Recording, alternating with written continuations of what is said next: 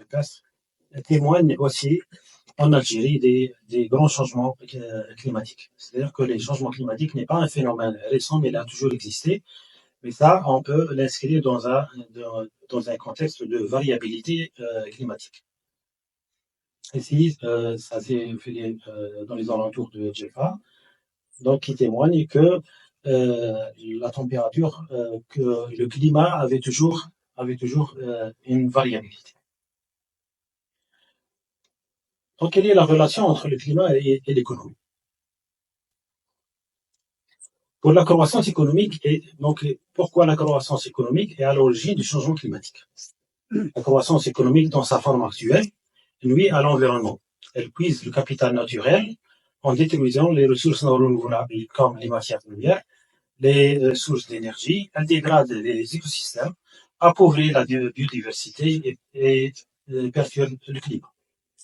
Selon la Banque mondiale, le PIB mondial le chiffre est de 63 600 milliards de dollars à la fin des années 2022. Donc 40% de ce montant de l'économie mondiale dépend directement des services des écosystèmes.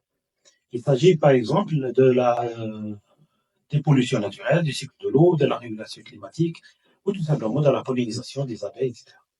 De l'oxygénation, de la protection physique contre les tempêtes, massifs coralliens, et ainsi de suite. Donc, nous avons 40% de l'économie mondiale qui repose sur l'écosystème.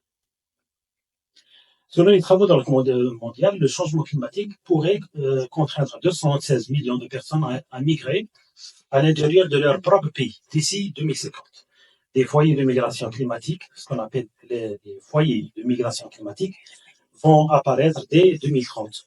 Un phénomène qui s'étendra et s'intensifiera par la suite.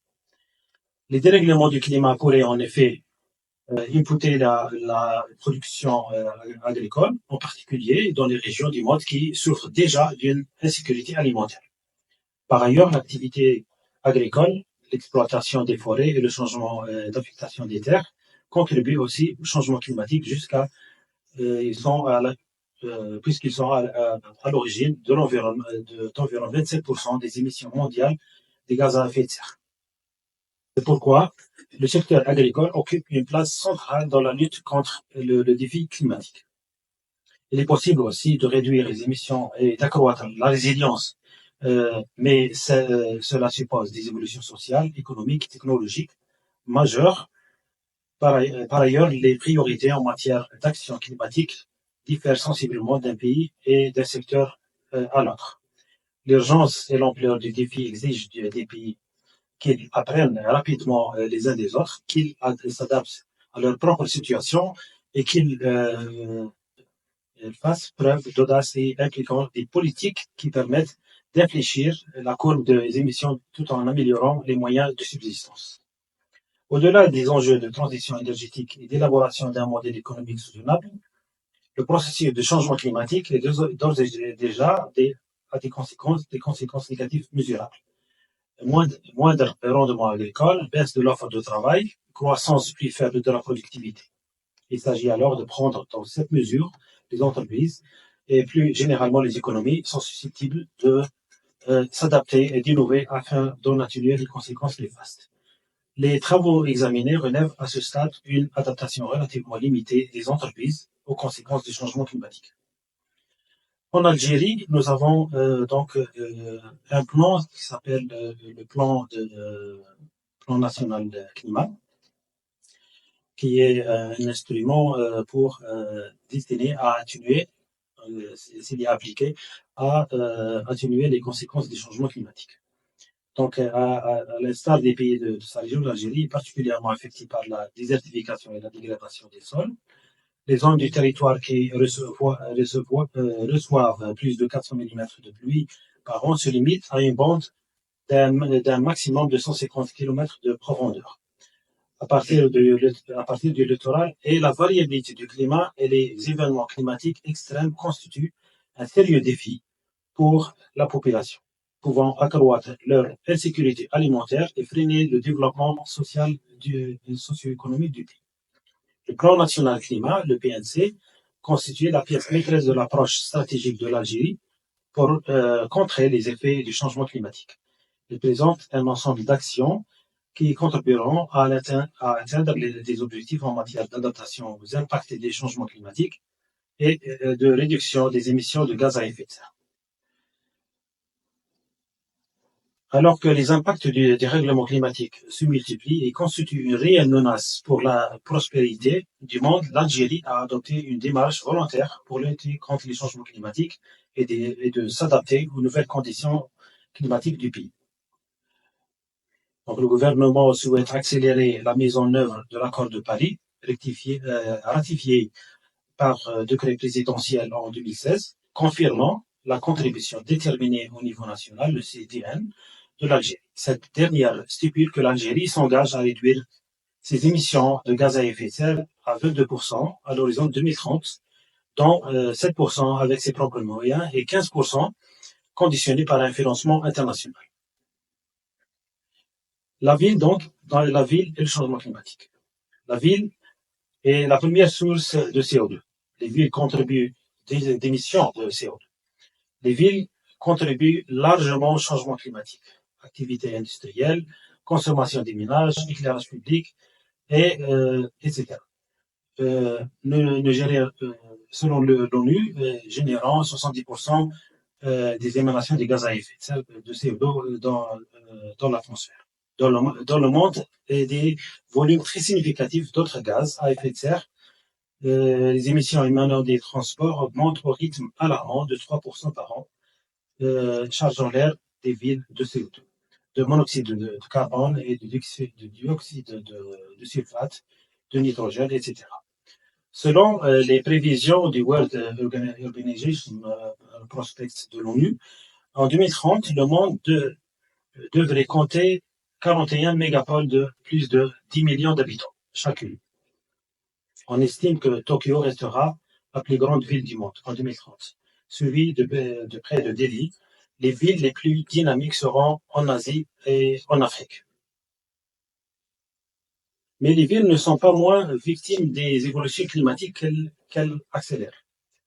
Par leur localisation géographique, tout d'abord, souvent en zone côtière, ce qui les expose à la hausse du niveau des mers et constitue une menace réelle pour la vie et les biens de milliards de citadins.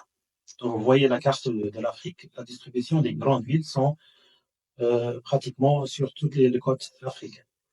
Par leur densité démographique ensuite, qui renforce la vulnérabilité des habitants face aux désordres climatiques. Cependant, certaines villes sont plus exposées aux risques que d'autres, en particulier dans les zones qui connaissent les constructions illicites ou bidonvilles, qui sont actuellement habitées par plus d'1 milliard de personnes dans le monde, selon les estimations des Nations Unies. Des stratégies globales. Face à de tels risques, les villes organisent leur réponse autour de deux types d'interventions traditionnelles, soit l'adaptation ou bien l'atténuation ou la mitigation. Dans le premier cas, il s'agit de limiter les risques à travers le développement de la science, la gestion d'écosystèmes, les politiques de développement spécifiques et d'accroître la résistance de la société au changement climatique à moyen et à long terme. Dans le second, l'objectif est de modérer les impacts du changement climatique à travers la réduction des gaz à effet de serre. Beaucoup de ces interventions naissent d'initiatives publiques, et ce d'autant plus qu'un appui législatif et le recours aux investissements publics est nécessaire. Le renforcement de la qualité environnementale des infrastructures publiques et la fourniture d'alternatives aux énergies polluantes en sont des illustrations. La participation du secteur privé, de la société civile et des communautés locales à l'effort de préservation des villes est d'autant plus croissant. La ville était et est toujours un moteur de développement social et économique, et les villes deviendront inévitablement un foyer de risques sociaux et sécuritaires, ainsi qu'une source d'émissions de gaz à effet de serre, qui à leur tour alimente le changement climatique et ses effets. Comme bien je viens d'annoncer, l'Organisation des Nations Unies pour l'habitat, dans son rapport de juin 2022, indique que les zones urbaines sont responsables de 70% des émissions de gaz à effet de serre. Aussi, dans son dernier rapport, l'ONU a évoqué l'augmentation des phénomènes météorologiques externes et des catastrophes naturelles telles que les inondations, les vagues de chaleur et les glissements du terrain qui frappent des zones urbaines, faisant de l'adaptation au changement climatique une question d'une importance capitale. Ici, des images sur des inondations à Bardaïa, Constantine, Derna dernièrement et Alger. Bien sûr, les phénomènes extrêmes se font de plus en plus fréquents, tels que les feux de forêt. Une image satellite sur les derniers feux de forêt au nord-est de l'Algérie. Les estimations du groupe GIEC sur l'évolution du climat. La plupart des risques sanitaires et des vulnérabilités sont concentrés dans des sites informels. De nombreuses villes sont situées dans des endroits dangereux tels que les falaises érodées, des basses terres à proximité de berges de rivières non protégées et ont des structures non conformes au code de la construction. L'exposition aux effets de changement climatique va au-delà de l'exposition à des conditions météorologiques extrêmes. Plusieurs villes dans les pays en développement sont coincées dans le phénomène de ce qu'on appelle l'effet cascade de la croissance démographique qui accroît le besoin d'ajustement et le grand déficit de développement résultant du manque de ressources humaines et financières. Augmentation de la part de l'informel de l'économie, la création de la mauvaise gestion, la dégradation de l'environnement, la perte de biodiversité et donc de la pauvreté et des inégalités. Autrement dit, la ville souffre d'appauvrissement. Et pour les communautés à l'intérieur et à l'extérieur de la ville. En fin de compte, tous les problèmes de la ville affecteront les citoyens, car les inégalités conduiront inévitablement à des troubles et à l'insécurité. Produire plus de pauvreté est inutile dans l'équation économique d'une vie. La pauvreté est un problème et doit être éliminée par une planification urbaine intégrée et durable. Nous considérons que les instruments d'urbanisme, en partie, sont venus en aval pour régulariser, entre guillemets, un fait accompli.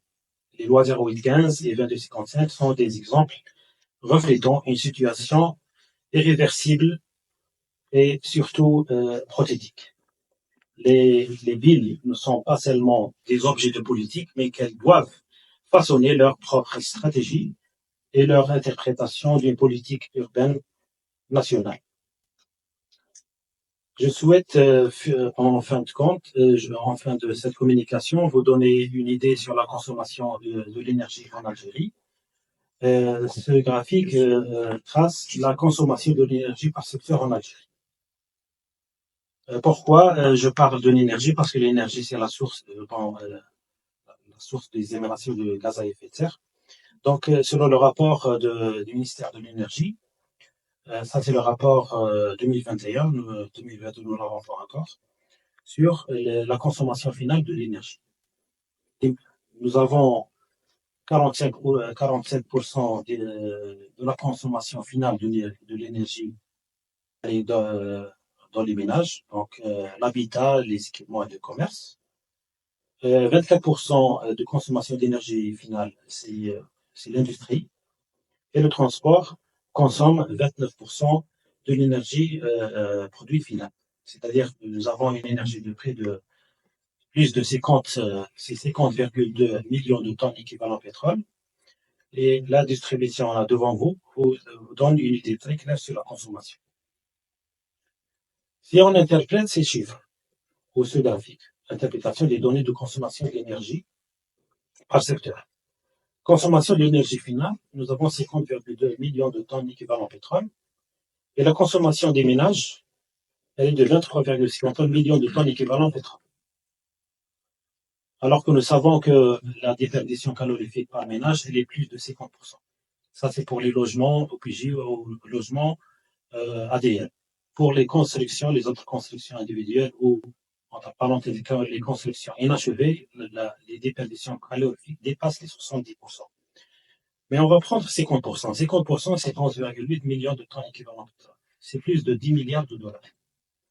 C'est des déperditions annuelles de l'énergie. C'est-à-dire que le citoyen paye pratiquement le double de la facture de Sénégaz parce qu'il utilise 50% et les autres 50%, elle est perdue à travers les temps. On est en train de construire finalement des passoires. Ces 10 milliards de dollars, c'est l'équivalent de la construction de la réalisation de plus de 350 000 logements par an. La capacité de production de l'Algérie en logement, la capacité selon les moyens qui sont disponibles, varie entre 80 000 et 100 000 logements par an. Alors qu'en face, on perd plus de 350 000 logements par an sous forme de déperdition calorifique. Donc le coût environnemental et économique des constructions inachevées, on va encore reparler du 1508. D'accord, il y a une loi qui a été adoptée en 2008 et elle arrive à son terme dans quelques jours. Nous estimons qu'il y a une perte de plus de 70% dans ces constructions inachevées, 70% de l'énergie.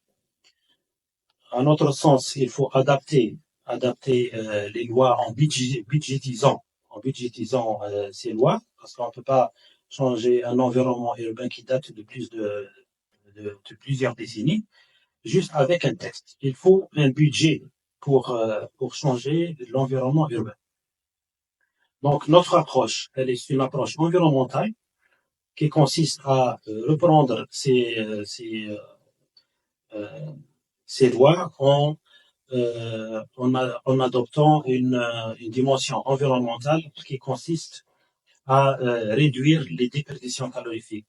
Pas seulement par l'isolation thermique, mais aussi par le parachèvement. On ne peut pas isoler une construction thermiquement si elle n'est pas parachevée. Il faut d'abord parachever les constructions. Le parachèvement des constructions va gagner de l'énergie et en même temps, en parallèle, on peut facilement faire l'isolation thermique. L'isolation thermique, on va pas aussi demander aux citoyens de faire l'isolation thermique. On va demander aux citoyens de dire parachèvement. Cela doit être accompagné d'une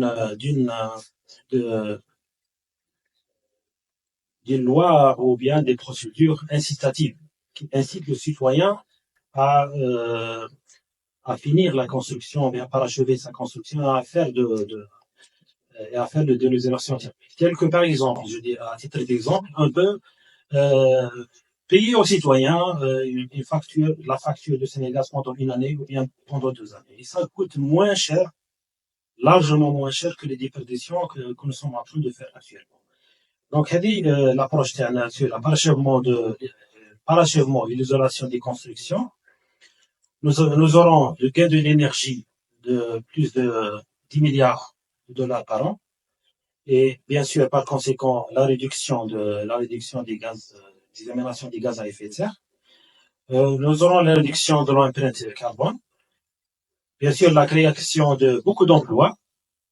Et bien sûr, la création, on peut évoluer. C'est-à-dire qu'il y a une création de richesse.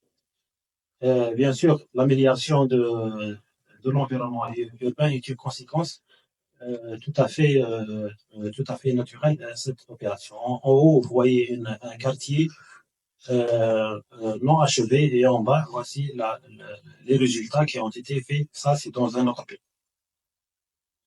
Et pour ça, merci beaucoup pour votre attention.